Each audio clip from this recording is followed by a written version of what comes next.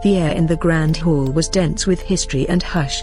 Not even the chandeliers dared to clink as King Aldrich, gaunt yet unyielding, stood, a lion in winter, before the gathered court. He clutched the edge of the dais for strength, but his voice rang clear, ancient and thunderous. "I name Alaric Windsor my son by blood and by truth, as the rightful heir to the throne of Belmont." There was a beat where time seemed to catch its breath. Then came the sound, a cascade of gasps, a ripple of disbelief, and finally, the swell of clapping hands breaking into thunderous applause. Eyes that once looked at Harry with suspicion now shimmered with awe. Alaric. That was his name now, that was always his name. He stepped forward through the golden haze, the sunlight pouring through stained glass catching on the edge of his smile. His back was straight, his gaze unwavering. The crown was no longer a burden. It was a memory, now restored. Gold touched his brow. Cloak brushed the polished marble. But it wasn't weight he felt. It was wings. He turned. And there she was. Kate stood just beyond the throne, not with pomp, not with ceremony, but with the quiet, steady fire that had carried him through shadows. She didn't bow. She didn't falter. Alaric dropped to one knee before her. "Will you rule beside me?"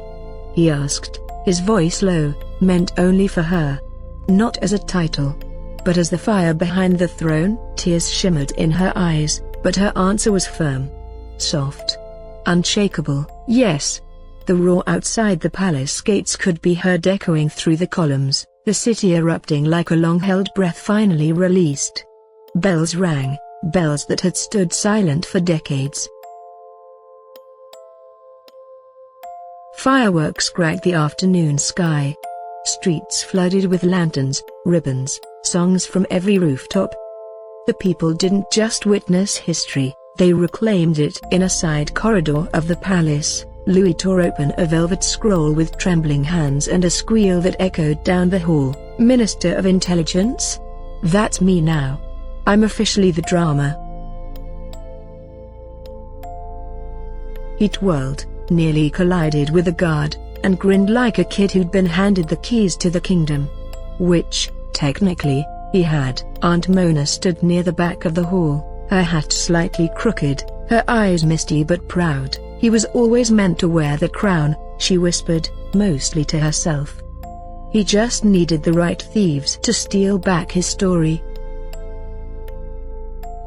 Later that night, the sun dipped behind the spires of Valmont, painting the sky in hues of gold and bruised violet. The royal crown, once lost, once hidden inside clocks and shadows and lies, was placed back on its pedestal, not tarnished, not burdened, but polished. Glorious, home.